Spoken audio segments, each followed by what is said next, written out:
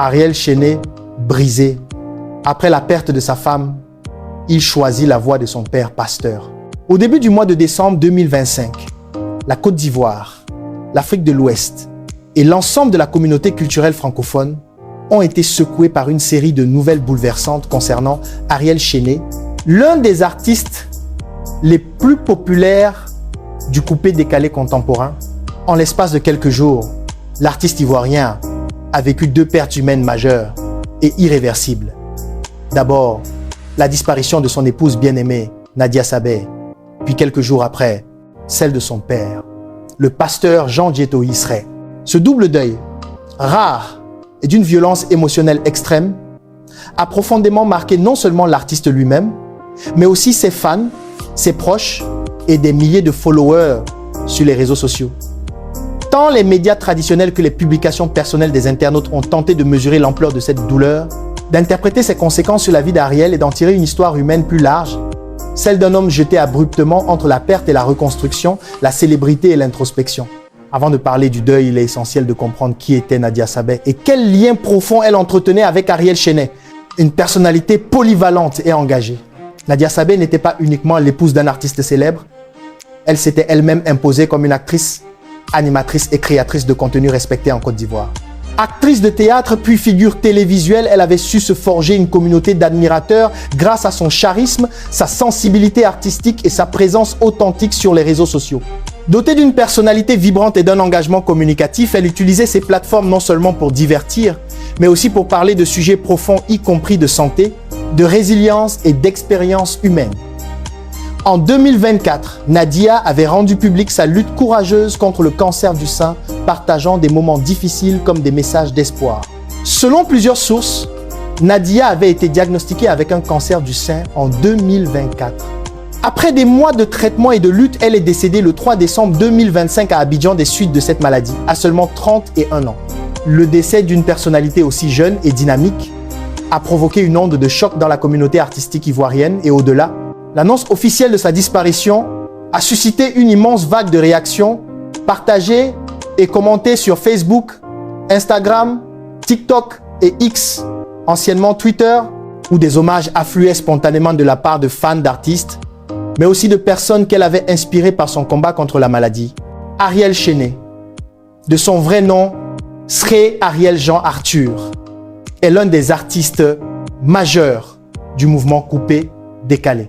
Né à Abidjan dans une famille chrétienne très impliquée dans la vie de l'église, il a développé très tôt ses talents musicaux au sein de la chorale de l'église de son père, où il a appris plusieurs instruments.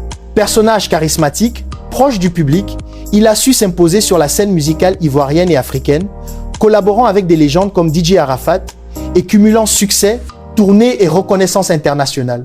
La disparition de Nadia, les premiers signes de deuil public. La nouvelle du décès de Nadia a été rendue publique par des médias locaux et confirmée par diverses sources sur les réseaux sociaux. La tragédie a été relayée massivement, notamment via une série de messages poignants publiés par Ariel lui-même sur ses plateformes. Dans ces messages, il décrivait un amour profond et une perte incommensurable, partageant sa tristesse avec une sincérité rare. Sur Instagram, une publication montre la réalité brutale de l'événement, la levée de corps, l'émotion palpable, les proches rassemblés et surtout l'absence écrasante de Nadia. Parmi les commentaires, des milliers d'utilisateurs ont envoyé leurs prières, leurs condoléances et des réflexions personnelles sur la fragilité de la vie, preuve que cette perte résonnait bien au-delà du cercle familial.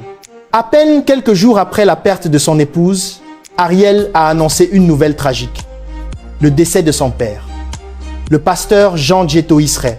Ce second événement, survenu dans une temporalité si rapprochée, a bouleversé l'artiste et son entourage. Un pilier spirituel perdu. Le pasteur Jean Djeto Israël n'était pas seulement le père biologique d'Ariel. Il avait été considéré par l'artiste comme un guide, une force et une ancre spirituelle depuis l'enfance. Dans ses messages, Ariel désignait son père comme un pilier, une figure protectrice qui l'avait soutenu dans ses choix de vie, malgré les défis d'une carrière musicale parfois jugée incompatible avec un chemin religieux. Pour quelqu'un qui avait grandi dans un environnement évangélique, où la foi occupait une place centrale, perdre cette figure a probablement signifié perdre également une boussole intérieure dans un moment déjà sombre. Les réactions des réseaux sociaux. Alors que les médias annonçaient le décès du pasteur, les réseaux sociaux ont une fois de plus éclaté en messages d'empathie, d'effroi, de prière et de soutien. Certains internautes ont exprimé leur admiration pour la force d'Ariel. D'autres ont prié pour lui, tandis que d'autres encore ont partagé des souvenirs inspirants de leurs propres parents, imaginant la douleur de l'artiste. Un post rapportait même des images de la levée de corps de son père, montrant Ariel entouré de proches marqués par l'épuisement émotionnel. Certains commentateurs ont noté qu'il apparaissait physiquement fragilisé, rappelant la réalité souvent invisible des deuils successifs. Dans les réactions à la tragédie, un thème revient fréquemment. La foi chrétienne comme refuge ultime dans la souffrance. Nombreux sont ceux qui ont rappelé qu'Ariel avait grandi dans une famille évangélique et que son père, pasteur, avait profondément influencé sa vision du monde et de la spiritualité.